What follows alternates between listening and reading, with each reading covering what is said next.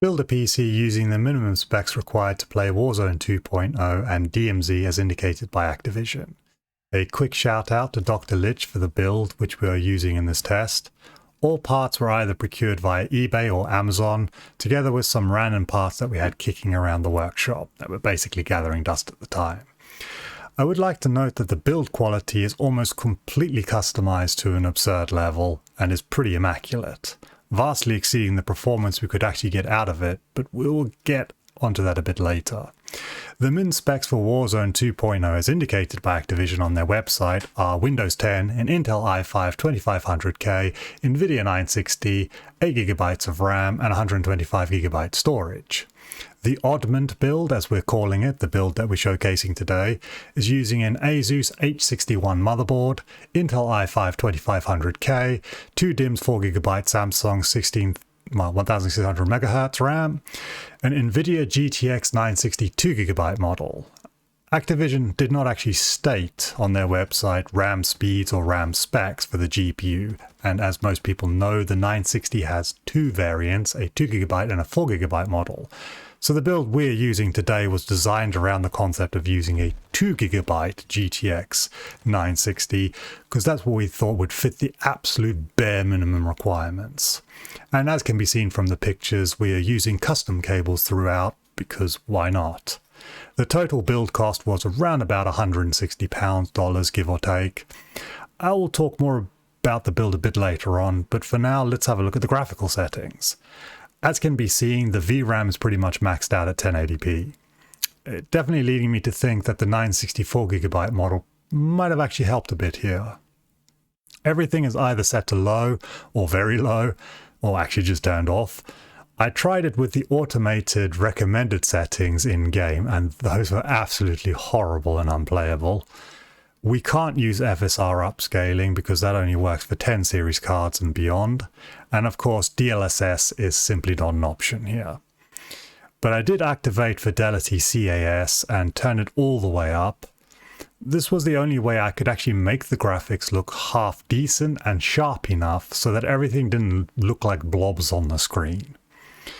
It is interesting to note I did try dropping the resolution to 900, but it looked absolutely awful, and it really didn't offer any real significant benefits. I didn't see much point in it, so keeping it at 1080p just seemed like all round the best option.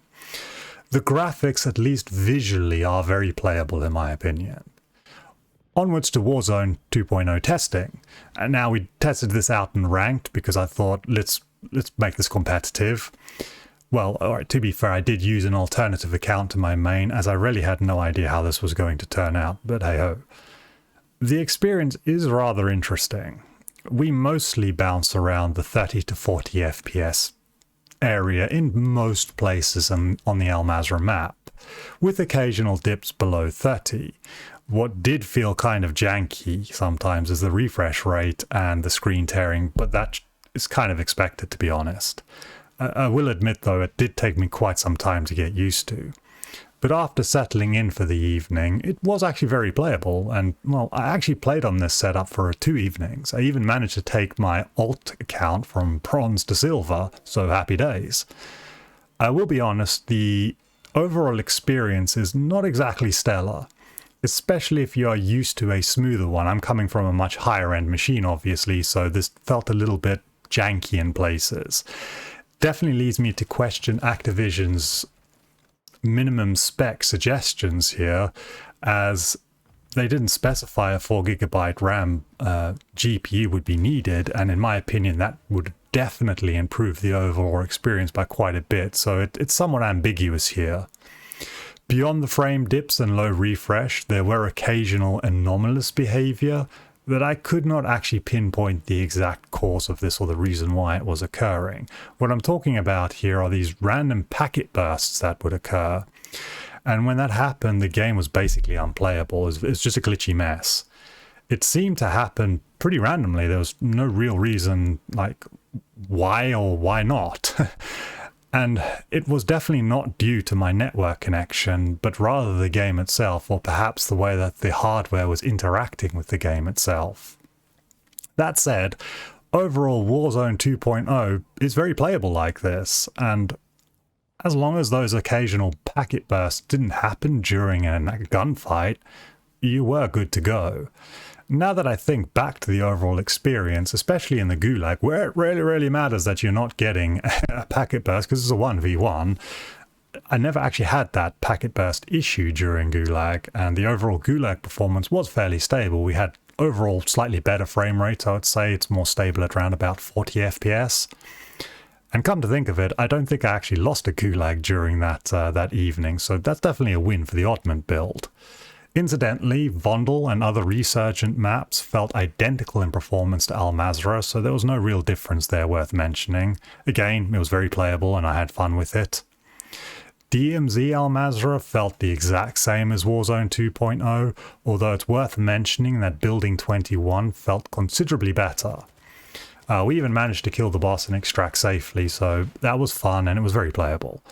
There were still those occasional frame drops and the weird packet burst issue that would happen every now and then, but I had fun, so yeah, it's another win for the build. To complete the testing, I thought I would take it into multiplayer. I focused specifically on Shipment 24/7 here, as that is easily the most chaotic map with the most madness happening all around.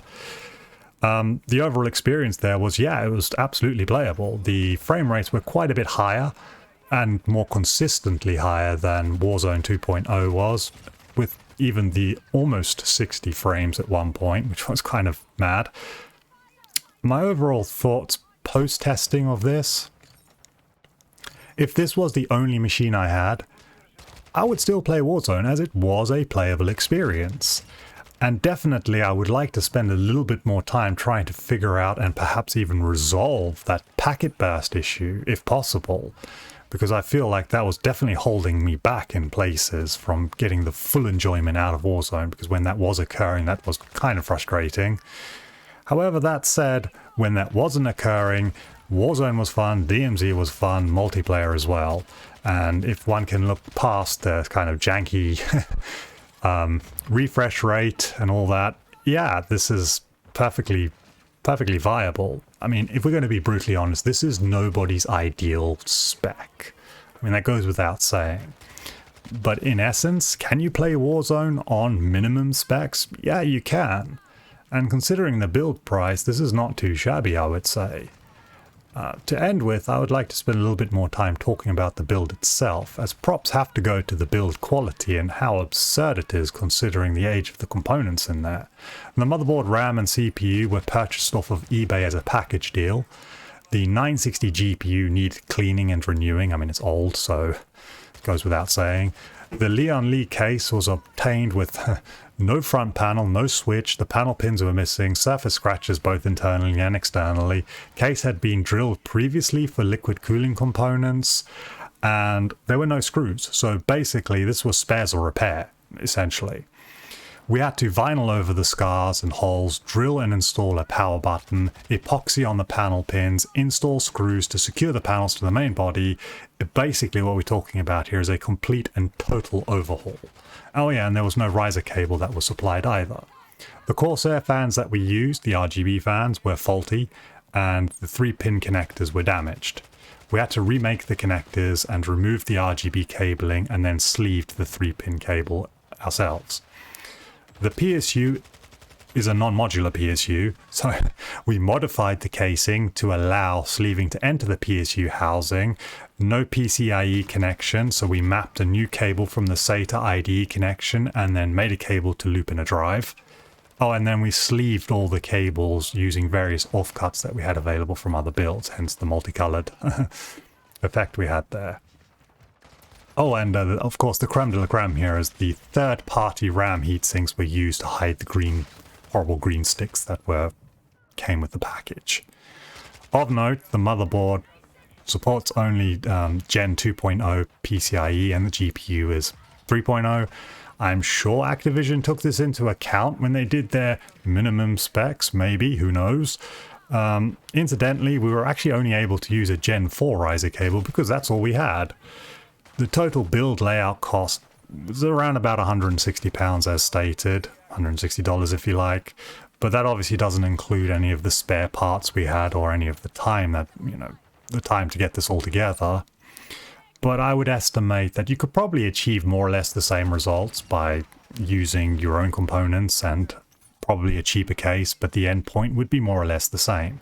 So if you did fancy a weekend project or something like that just for fun, then building something similar to this is actually very viable, and again, it was a lot of fun.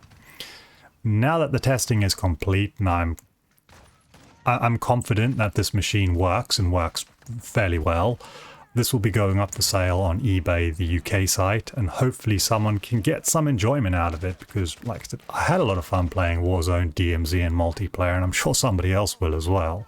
And considering the spec of the overall build, a lot of older games will actually be very, very playable. And given the size of the build, it takes up minimal footprint, so yeah, it's a great PC for sticking in as a secondary PC if you like. Anyway, this was a lot of fun to do, and I hope you enjoyed the video, and I'll see you next time.